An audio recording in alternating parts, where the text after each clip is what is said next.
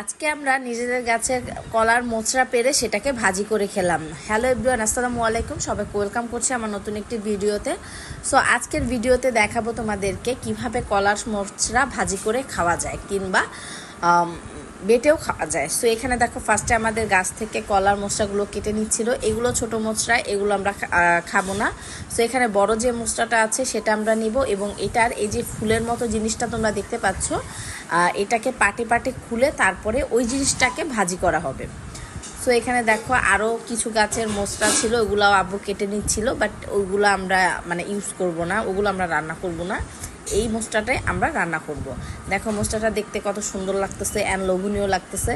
So আমি basically এত বেশি অ্যাক্টিভ থাকতে পারতেছি না। তো তোমরা যদি আমার ভিডিওগুলো পছন্দ করো তাহলে আমি আরও ভিডিও আপলোড করব। এখানে দেখো করলা গাছ থেকে আমি করলাও ছিঁড়ে নিচ্ছি, কারণ এই করলাগুলো ভাজি করা হবে। সরি, এটা করলা তো না, উস্তা বলে যেটাকে আর কি। 4টা না 5টার মতো উস্তা ছিল গাছে, ওই সবগুলোই পেরে নেওয়া হয়েছে। এখানে দেখো বাবু কলার মোচটাটাকে নিয়ে যাচ্ছিল, আমরা দুজনে মিলে এখন এটাকে হচ্ছে ছিলবো। সো এটাকে ছিলার জন্য এটাকে প্রসেস করতে হয়। এটার ভেতরে একটা নাকফুলের মতো একটা অংশ থাকে, সেটাকে ফেলে দিতে হবে, এবং রাবারের মতো একটা অংশ থাকে, ওইটাকেও ফেলে দিতে হবে। এই যে তোমাদেরকে যে অংশটা দেখাচ্ছি, এই অংশটাকে ফেলে দিতে হবে প্রত্যেকটা থেকে। এখানে দেখো আমার ছিলা হয়ে গেছে এবং আম্মুর কুচানো হয়ে গেছে। এটা কুচানোর পরে কিছুক্ষণ ভিজিয়ে রাখতে হবে, না হলে এটার কষটা যাবে না এবং কষকষ লাগবে। ভিজিয়ে রাখলে কষটা উঠে যাবে পানির সাথে এবং ওই পানিটা স্টেন করে নিয়ে নিতে হবে, ফেলে দিতে হবে। এখানে দেখো কড়াইয়ের মধ্যে আম্মু তেল, তারপরে হচ্ছে পেঁয়াজ কুচি আর মরিচ কুচি দিয়ে একটু ভেজে নিয়ে তারপরে এখানে চিংড়ি মাছ দিয়ে দিছে। এখানে বেশি বেশি করে চিংড়ি মাছ দিবা তোমরা, দেশি চিংড়ি মাছ, তাহলে খেতে আরও বেশি ভালো লাগবে। তো লবণ এখানে আগে অ্যাড করে দিছে আম্মু চিংড়ি মাছটা ভাজার সময়। এখানে এখন শুধু অ্যাড করবে হলুদের গুঁড়া, অন্য আর কোনো মশলা এখানে ইউজ করবে না, তাহলে হচ্ছে চিংড়ি মাছের ফ্লেভার এবং কলার মোচড়ার ফ্লেভার দুইটাই চলে যাবে।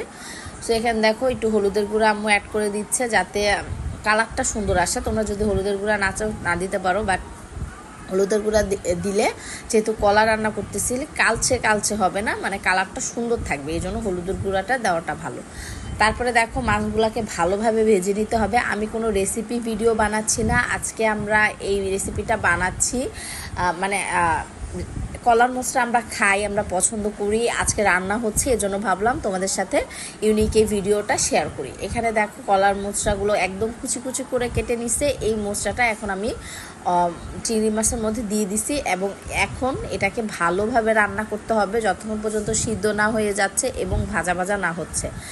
তোমরা চাইলে ঝোল ঝোল এটা রাখা যাবে না, একদম ভাজির মতো ভাজা ভাজা হলে এটা খেতে খুব ভালো লাগবে। আর এই যে পানিটা দেখতে পাচ্ছ, এই পানিতেই এটা বয়েল হবে এবং ভালোভাবে সিদ্ধ হয়ে যাবে।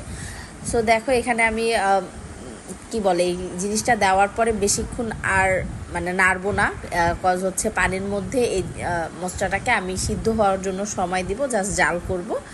তো দেখো রান্না করতে করতে এই যে আমার পানিও শুকায় গেছে, সরি মশলার পানিও শুকায় গেছে অ্যান্ড হচ্ছে এটা ভাজা ভাজা হয়ে গেছে। তো এখন আমরা এটা নামায় ফেলবো। আর দেখো এটা দেখতে কত বেশি লোভনীয় রাখতেছে এবং কত বেশি মজা যে হয়েছে এটা খাইতে, যারা যারা না খাবা বুঝবা না। সো আজকের জন্য এই পর্যন্তই, বাই বাই।